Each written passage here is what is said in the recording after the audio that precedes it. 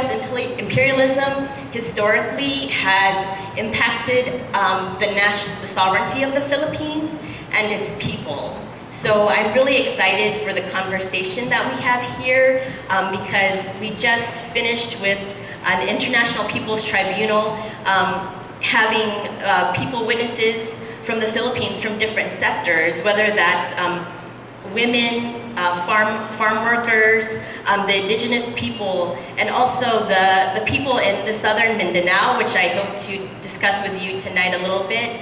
The Bangsamoro struggle, since the War on Terror has been very active since 2001, the Philippines has been kind of the example of the War on Terror being implemented in Southeast Asia and in Asia, the Pacific in general, and is the offspring for the Asia and the Asia pivot.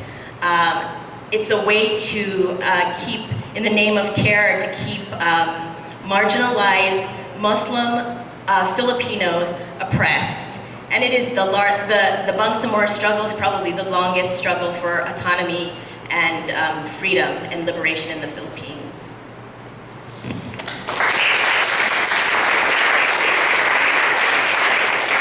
So that was really powerful. Thank you, everyone, for that. So the next question that I want to ask, and we kind of, everybody I think got into it a little bit more, is particularly the tactics of imperialism that you see, and particularly what I'm talking about there is the ways in which US military interventions work, right? So for example, in the context of like Pakistan, for the United States during the Cold War to then go and through the ISI, the Pakistani military funding the Taliban and Al-Qaeda to be who they were, and then leaving them powerful over Pakistan, which then was turned to marginalize the Shia, the minority communities in Pakistan, and make sure that never a democratic civil society would ever come up, and that it would always be the rule of sort of this very 1% class. So I think I want to talk more, if you could get into like how the tools and tactics work, not just the military, but then this level of keeping that feudal oligarchy system and also the neo-colonial system in place, right? And so how do these tactics work within the work that you're seeing? So I think there's a lot of tactics in place. I'm going to focus a little bit on language and then talk about the practical ways that it's manifesting itself. So I think there are a number of ways in which imperialism is taking place, right? So there's this idea of democracy promotion, right? That numerous countries around the world simply don't know what democracy is. They cannot govern themselves, and so the US and other European countries need to go in and assist them, need to help them understand how to vote, need to help them understand that they need to replace their president every X years.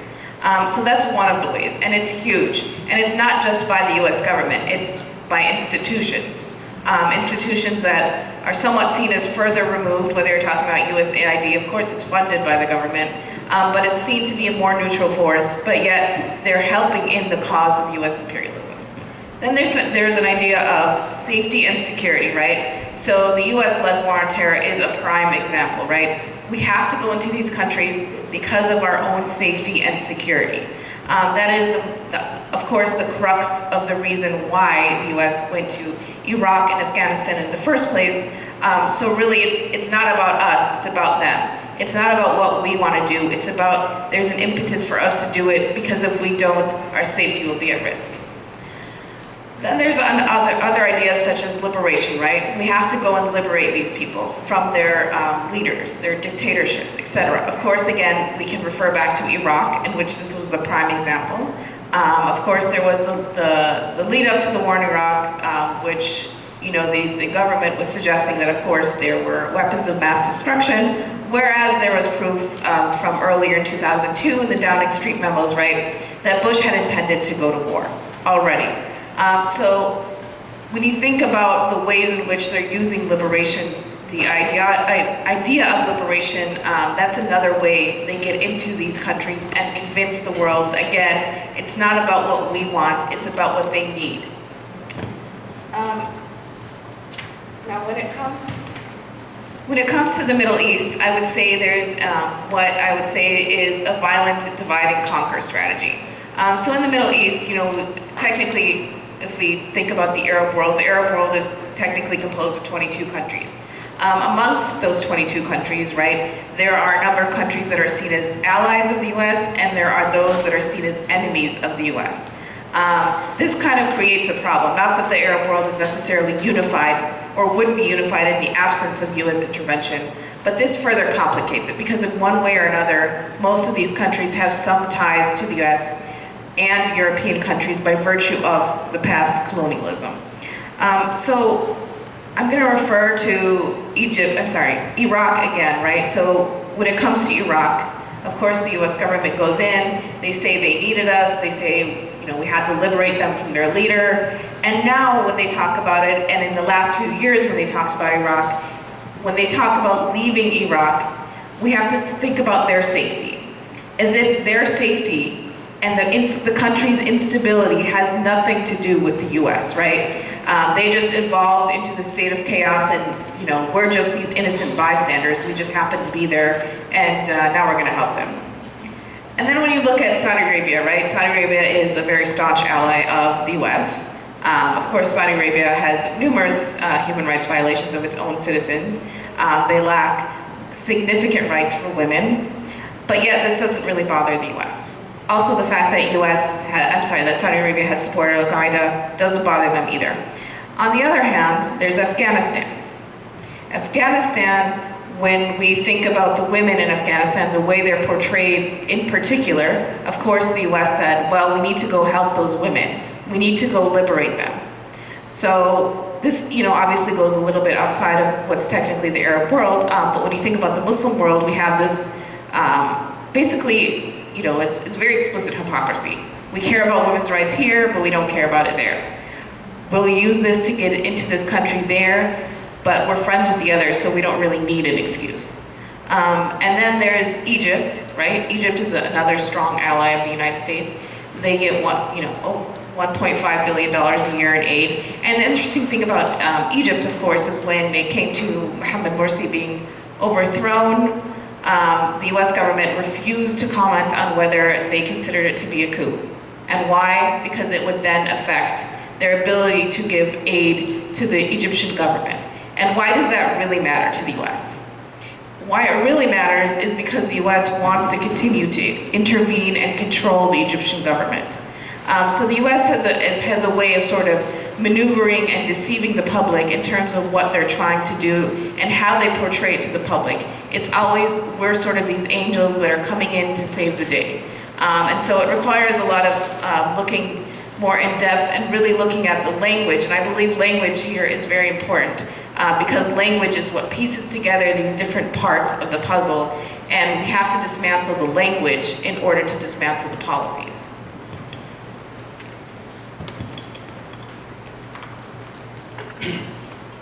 So, I'm going to definitely leave more discussion on the war on terror to my colleagues on stage.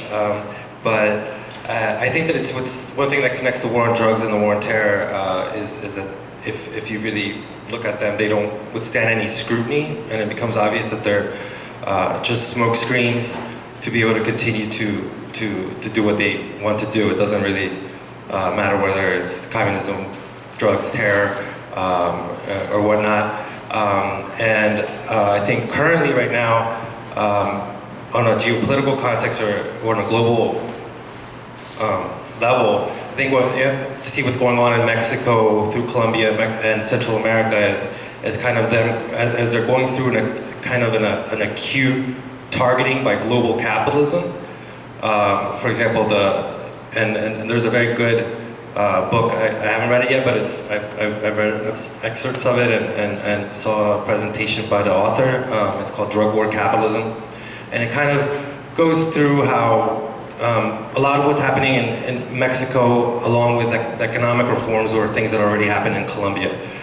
So right now with the new president that's been very discredited with the disappearance of 43 students last year in Ayotzinapa, that did actually kind of make the news here. And also recently with the escape of Chapo Guzman, the drug cartel leader, that before all of this kind of, it became apparent to everybody that he's this bumbling idiot or malevolent, probably a combination of both. is that he was saving Mexico on the cover of Time, and that was because of the economic reforms. He's finally opening up the petroleum industry to foreign companies, and there's education reform, education privatization, land reform, like for the benefit of multinationals. And I think it's just, but going back to how that's coupled with the military aspect, the war on drugs, obviously it just kind of doesn't make sense. How are you going to defeat drugs through violence? And for the last 8 years, it's obviously been an increase in violence as this strategy has unfolded.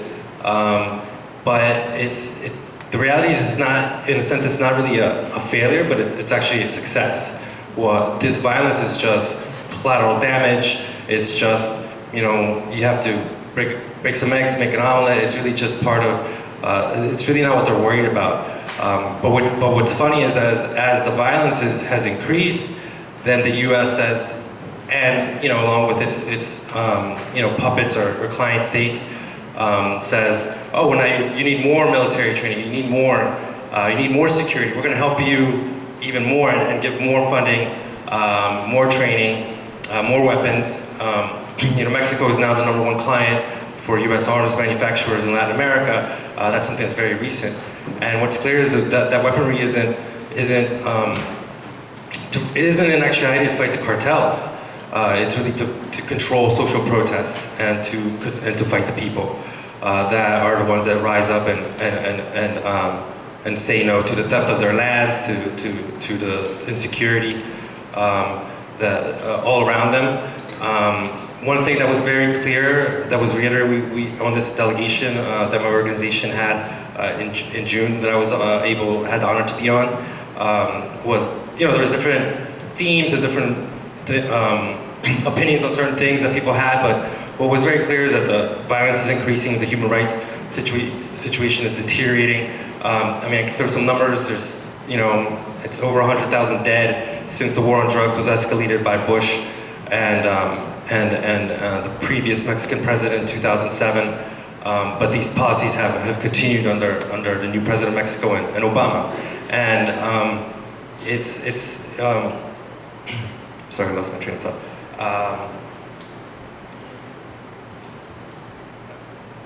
I think it's just very clear that it's really to quell social protests, and that the drug cartels are the government and the state is the government. There is no separation. What happens is it varies on a local level, or whether the federal police work with this drug cartel in Acapulco, and the mayor of Acapulco works with a different drug cartel. So there's violence in the locality, in a specific location, as there's a local power struggle. But at the end of the day, it's basically every single the armed forces. The U.S. works very closely with the Navy. They're also infiltrated. All different sorts of battalions in the Army. The U.S. has trained 16,000 police officers in the last 3 years in just one training site, and there's a handful of them. We don't even know. We really have so little information about that, but the U.S. is so thoroughly involved, and they know that the cartels have completely infiltrated the Mexican government, the Mexican security forces, the Mexican police, and so therefore, I mean, I would just say that, basically the U.S. is fighting a war on drugs, but is funding and arming and training the cartels through the armies and militaries, and then they'll defect and become, just straight up cartels. One famous example being the Zetas were trained at the School of the Americas, the original Zetas gang. This information came out 10 years ago, but this continues to this day. There's, or there's like what happened in Ayotzinapa, but they work hand in hand in a specific thing of like the police will work hand in hand with the cartels to disappear, 43 people, like that happened there, and kill 6 other people.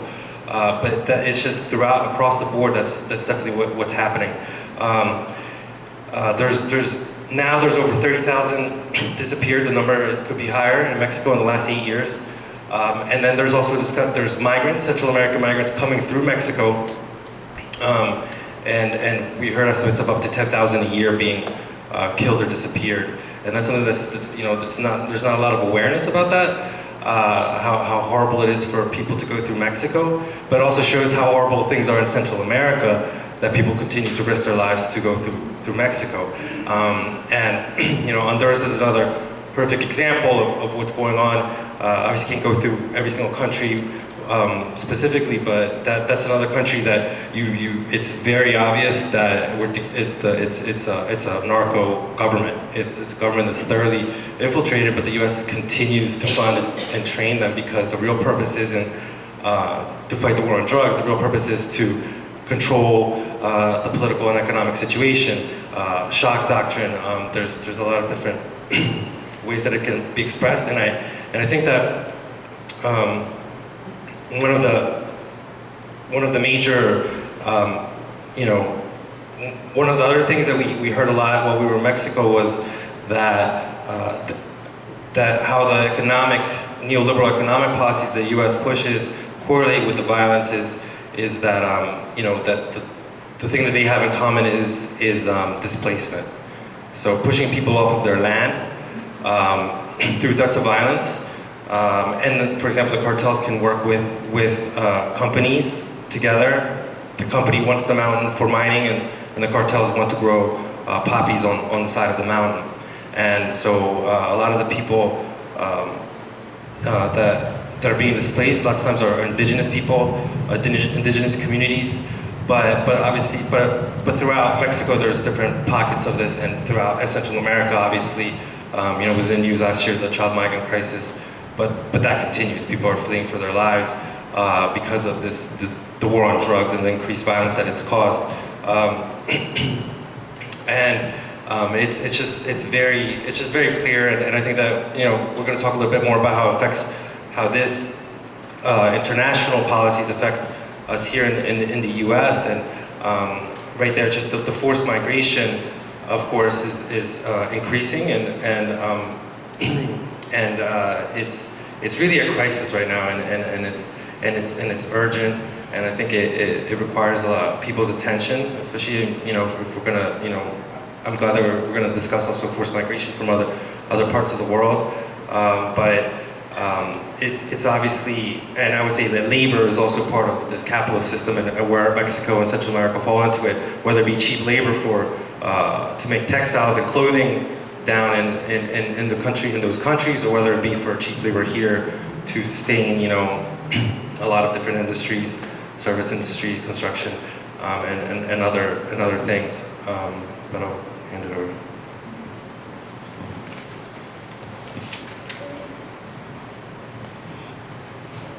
So I think with regard to what Arturo explained in terms of training, that's also very much prevalent.